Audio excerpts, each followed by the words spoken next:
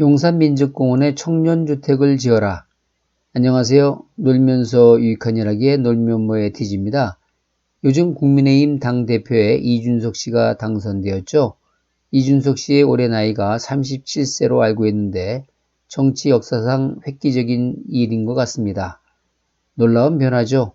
물론 김영삼, 김대중 대통령이 40대 기술론을 내세우며 정치 일선에 나선 지가 언젠데 놀라운 변화라니 너무 뒤처진 이야기 아닌가요? 하고 반문하실 수도 있겠지만 그때 우리나라의 평균 수명이 6, 70세였으니까 40대면 적은 나이가 아니었죠.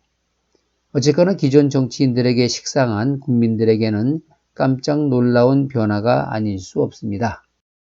그래서 여당인 민주당에서도 청년 특임장관을 만들어야 한다는 등 청년 문제에 대해 각별한 관심을 갖고 있는 것 같습니다.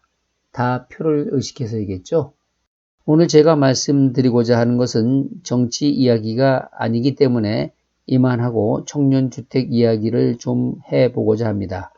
다들 청년이 미래다, 청년을 위해 뭔가 해야 한다는 말은 많이 하면서도 실제 청년주택 문제 하나 해결을 못해주고 있는 것이 현실입니다.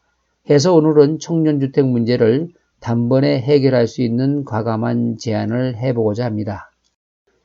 어떤 제안이냐고요?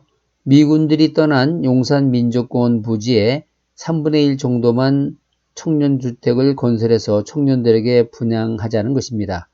용산민족공원이 대략 88만 평이 되니까 여기에 3분의 1 정도인 30만 평의 청년주택을 건설해서 청년들의 메카로 만들어주자는 것이죠. 이 정도의 규모이면 대략 25평 규모의 아파트를 약 3만 호 이상 건설할 수 있기 때문에 단번에 청년주택 문제를 해결할 수 있을 것으로 생각됩니다. 용산민족공원은 국가 1호 공원으로 대한민국의 상징적인 공원이므로 우리나라도 미국의 센트럴 파크와 버금가는 민족공원을 만들어야 하는데 뭔 소리 하는 거야? 하고 말씀하실 수도 있겠지만 저는 그 말씀이 이해가 안 갑니다. 미국의 뉴욕 센트럴 파크 공원의 크기가 약 100만 평이라고 하는데 미국과 우리나라의 땅 크기 차이가 얼마나 나는지 아시는지요? 미국의 총 국토 면적은 약 9억 8천만 헥타르이고 우리나라 남한 국토 면적은 약 1000만 헥타르이므로 대한민국 국토 면적은 미국 국토의 100분의 1 정도밖에 안 되는 면적을 가지고 있는 작은 나라입니다. 그럼에도 미국 센트럴 파크 공원 규모의 민족공원을 용산에 만들어야 하겠습니까? 저는 현재 규모의 3분의 2 정도인 60만 평만 공원으로 만들어도 충분하다고 봅니다. 그리고 나머지 30만 평 정도는 청년주택을 지어도 문제가 없다고 봅니다. 저희 제안을 좋은 제안이라고 생각하시는 분도 계시겠지만 아마 많은 분들이 말도 안 되는 제안이라고 말씀하실 것으로 예상됩니다. 왜냐고요? 아마 환경 문제는 어떡하고 아파트만 질 거냐? 그리고 왜 청년들만 그렇게 해 주어야 하느냐? 등등 각종 이유를 들이댈 테니까요.